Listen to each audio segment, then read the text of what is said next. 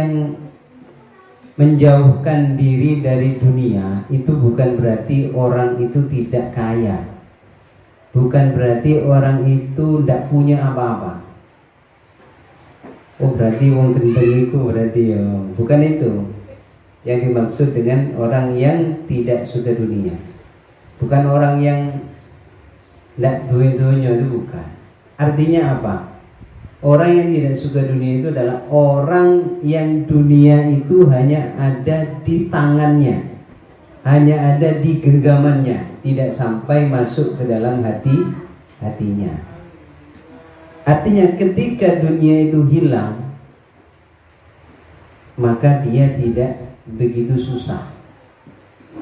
Paman colong maling, ya gak begitu susah. Ya susah, tapi gak begitu susah. Susah itu gak nemen-nemen, satu hari sudah hilang. Karena dunia tidak ada di dalam hatinya. Beda kalau orang itu dunianya ada di dalam hatinya. Dikilangan titik air wis kepikiran. Saulan gak mari-mari. Satu contohnya. Ada orang mau berangkat sholat Jumat, ambil bujue dikei duit. Pak, ini bawa ke masjid, masukkan ke kotak masjid. Berapa? 2.000. Kan biasa ya, yang belum pernah kotak masjid 2.000 ya? Iya ini. Faktanya di masjid, coba dibuka kotak masjid ini. Atau kamu jangan pulang dulu kalau sholat Jumat. Ngenteni wong bongkar kotak amal. Yang paling banyak warna merah, apa warna abu-abu, apa warna 2.000, abu-abu sing paling akeh. Bukan yang merah, bukan yang kuning, bukan yang ungu, bukan yang hijau. Yang banyak abu.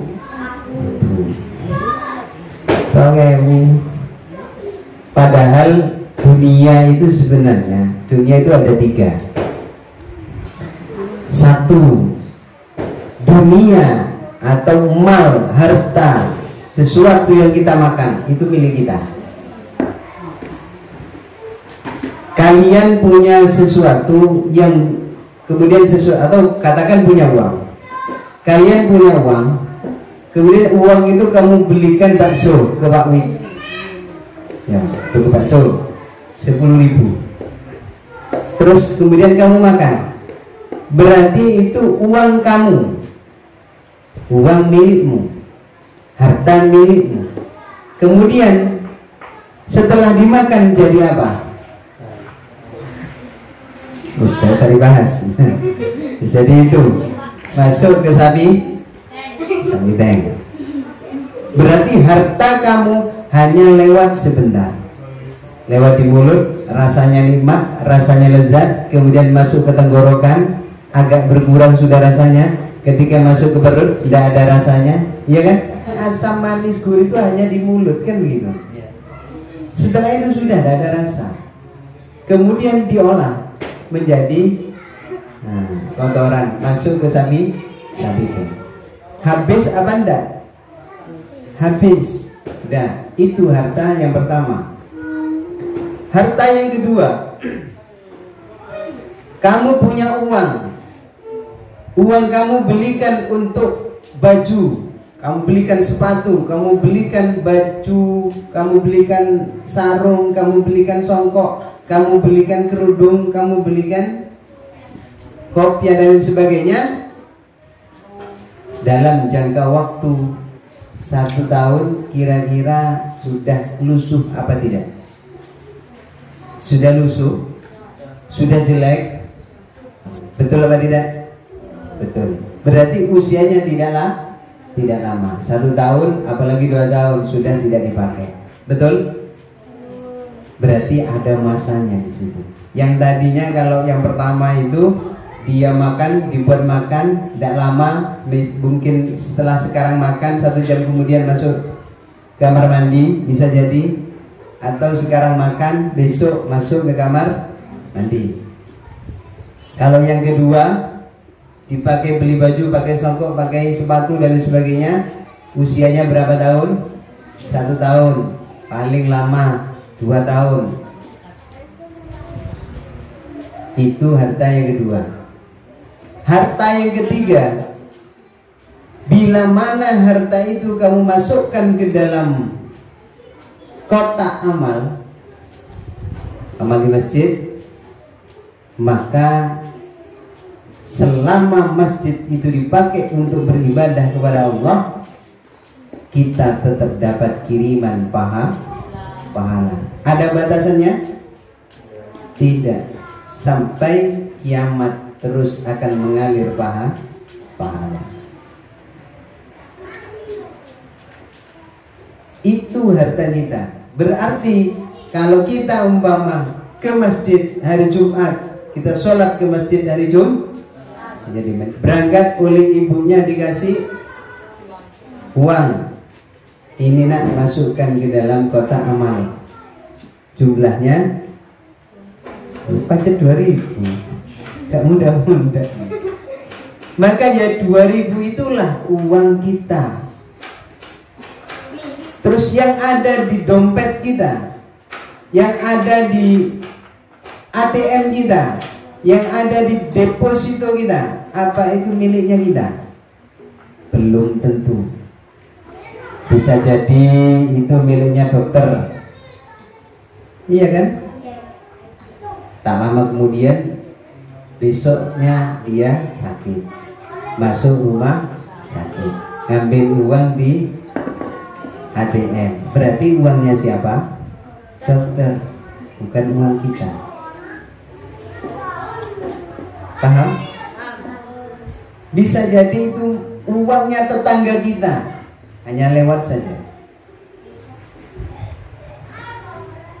Ono tonggoi utang duit 20 juta, terus kamu ambilkan, diutangi, kemudian dia kabur. Maka bagaimana? Milik kita? Bukan milik kita, hanya numpang lewat saja. Yang sebenarnya harta kita adalah yang kita masukkan ke dalam kotak amal masjid, atau kita buat sodakoh untuk orang yang memperbaiki jalan, atau yang membuat jembatan, atau yang untuk fasilitas umum. Itulah harta kita yang sesungguhnya. Kalau kita hanya naruh di masjid, di kotak masjid 2.000, berarti kita bakhil, medit nang awae. Paham? Orang yang tidak suka dunia bukan berarti orang yang tidak mempunyai dunia. Hanya saja dunia itu tidak sampai di dalam hatinya. Kenapa? Dia berpikiran, dia berkeyakinan bahwa semua yang dimiliki bukan miliknya, tapi milik Allah Subhanahu wa ta'ala. Hanya dititipkan. Kan seperti itu. Maka orang yang seperti itu, kata Rasul, dia akan diberi sesuatu yang diberikan kepada orang-orang yang mati syahid, karena berat. Orang yang tidak mau hidup dunia itu berat. Makanya oleh Allah dikasih sesuatu yang diberikan kepada orang yang mati syahid. Apa? Yadkhulunal jannah bighairi hisab, yaitu masuk surga tanpa dihisab. Ngerti dihisab? Dihisab itu ditanyakan detail, itu dihisab. Contoh, siapa namanya? Anggun. Anggun diceluk sampai malaikat. Gun, sini. Katanya mlebu nang surga. Harus melewati pos pemeriksaan dulu. Diperiksa di sini. Mau sampai nono pemeriksaan COVID aja lo mau melayu. Apa menit pemeriksaannya malah malaikat ditanyakan dulu, Anggun, mulai kamu baligh, mulai kamu datang bulan, berapa kali kamu tidak sholat? Nah, ditakoni malaikat. Gak tahu aku, malaikat lani. Ojo lani melani. Iki buku nih, buku catatan amalnya dibuka. Ternyata di situ ditulis bahwa tidak melakukan sholat sekian kali. Kamu membuka aurat mulai dari baliho sampai meninggal berapa kali? Catatannya Anda semua. Itu namanya hisab. Tapi kalau orang yang mati syahid, yadkhulunal jannah bighairi hisab, masuk surga tanpa hisab. Tapi jangan khawatir, kita sebagai umat Nabi Muhammad SAW ada penolong kita. Siapa? Nabi Muhammad. Diceritakan di dalam kitab Taurat. Sampai punya kitab Taurat. Dalam sebuah hadis diceritakan, An Atha ibni Yasarin an Ka'bil akhbar qala allamani abit Taurah illa sifran. Allamani abi at-Taurata illa sifran wahidan kana yakhtimuhu wa yudkhiluhu sunduq. Ibnu Yasar, ya, Atha bin Yasar. Atha bin Yasar ini adalah putranya seorang yang berkitabkan Taurat, orang Nasrani, ya, Yahudi, Nasrani, ya. Orang Nasrani yang punya kitab Taurat. Jadi beliau ini belajar kepada ayahnya. Aku belajar kitab Taurat nang bapakku. Saya belajar kitab Taurat kepada ayahku. Hanya satu lembar yang tidak diajarkan oleh ayahku kepadaku. Jadi belajar kitab Taurat, umpama cara Quran itu belajar Quran mulai Al-Fatihah sampai Qul a'udzu birabbin nas, tapi hanya satu lembar yang tidak diajarkan oleh ayahnya. Falamma mata abi fatahtuhu fa idza fihi nabiyyun yakhruju akhir zaman. Ketika ayahnya meninggal, ketika bapaknya ini mati, maka beliau Atha bin Yasar ini membuka kitab Tauratnya yang oleh ayahnya ini cara saiki di staples atau dilem. Jadi kitabnya satu lembar itu dilem. Ada cara saiki dilem. Itu yang tidak diajarkan. Penasaran, tapi ketika masa hidupnya ayahnya, dia tidak berani untuk bertanya. Ketika ayahnya meninggal, dia memberanikan diri membuka. Ketika dibuka apa? Ternyata di situ ada keterangan bahwa besok di akhir zaman itu akan ada seorang nabi terakhir. Mauliduhu di Makkah, yang lahirnya di kota Makkah, wa hijratuhu bil Madinah, dan dia akan hijrah di Madinah, wa sultanuhu bisyam, dan negara-negara kekuasaannya sampai ke negara Syam. Ini di dalam kitab Taurat diterangkan seperti itu, bahwa besok itu akan ada seorang nabi terakhir. Tapi ya kalau tulisannya Muhammad akan datang nabi terakhir, nabi di akhir zaman yang lahirnya di Mekah terus hijrah ke Madinah. Ya kan karena mana? Siapa? Nabi kita Muhammad Sallallahu Alaihi Wasallam. Padahal belum lahir Rasulullah. Rasulullah belum lahir. Sudah ada keterangan itu dalam kitab Taurat.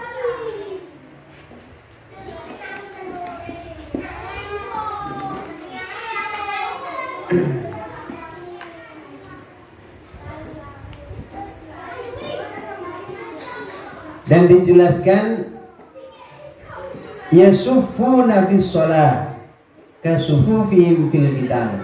Kalau mereka umat-umatnya, pengikut-pengikutnya sholat, maka sholatnya itu berbaris lurus seperti orang berperang. Sulusun yadkhulunal jannah, dan di umat-umatnya, kaum-kaumnya, pengikut-pengikutnya besok, sulusun yadkhulunal jannah bighairi hisab. Sepertiga dari umatnya akan masuk surga tanpa hisab. Telinga buat apa?